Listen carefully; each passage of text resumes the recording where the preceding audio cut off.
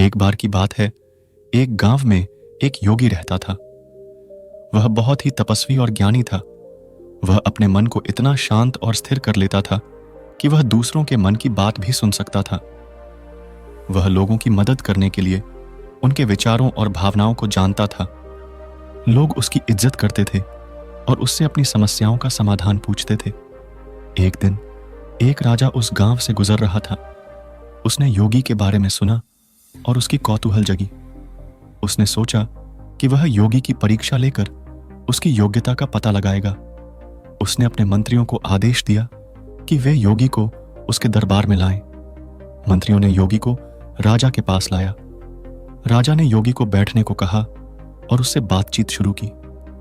राजा ने योगी से कुछ सामान्य प्रश्न पूछे, जैसे कि उसका नाम, उसका गांव, उसका परिवार आदि। योगी ने उन सब प्रश्नों का सत्य और सरलता से उत्तर दिया। फिर राजा ने योगी से पूछा, मुझे बताओ, तुम दूसरों के मन की बात कैसे पढ़ते हो? यह कौन सा योग है जिससे तुम्हें यह शक्ति मिली है?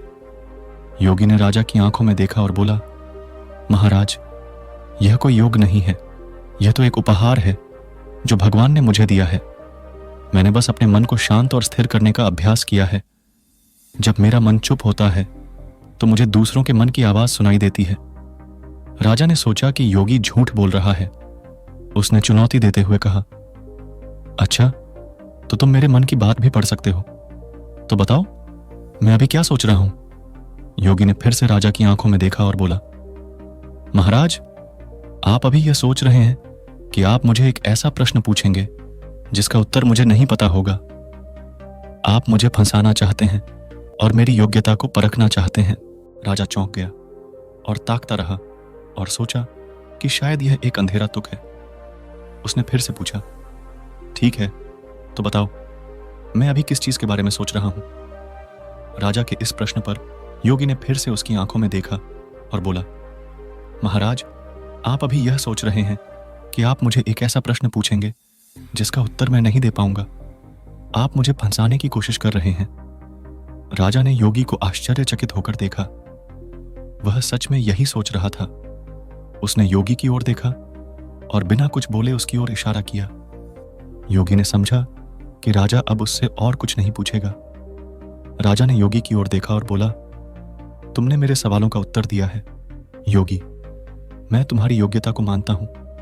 तुमने मुझे यह सिखाया है कि हमें दूसरों के मन की बात समझने के लिए अपने मन को शांत और स्थिर रखना चाहिए। मैं तुमसे क्षमा चाहता हूं कि मैंने तुम्हारी परीक्षा ली। योगी ने मुस्कुराते हुए कहा, महाराज, मैंने तो बस अपना कर्तव्य किया। मैं आपकी क्षमा स्वीकार करता हूं। राजा ने योगी को धन्यवाद दिया और उसे विदा किया। योगी ने राजा को आशीर्वाद दिया और वह वापस अपने गांव चला गया। इस कहानी का सारांश यह है कि हमें दूसरों के मन की बात समझने के लिए अपने मन को शांत और स्थिर रखना चाहिए। हमें अपने मन को इतना शांत और स्थिर करना चाहिए कि हम दूसरों की भावनाओं और विचारों को समझ सकें। यह हमें दूसरों की मदद करने में सहायता करेगा और हमारे बीच सम्मान और समझौता बढ़ाएगा। तो दोस्तों, यह थी आज की कहानी। अगर कहानी अच्छी लगी हो तो इस वीडियो को लाइक करना और चैनल को सब्सक्राइब करना ना भूले। धन्यवाद।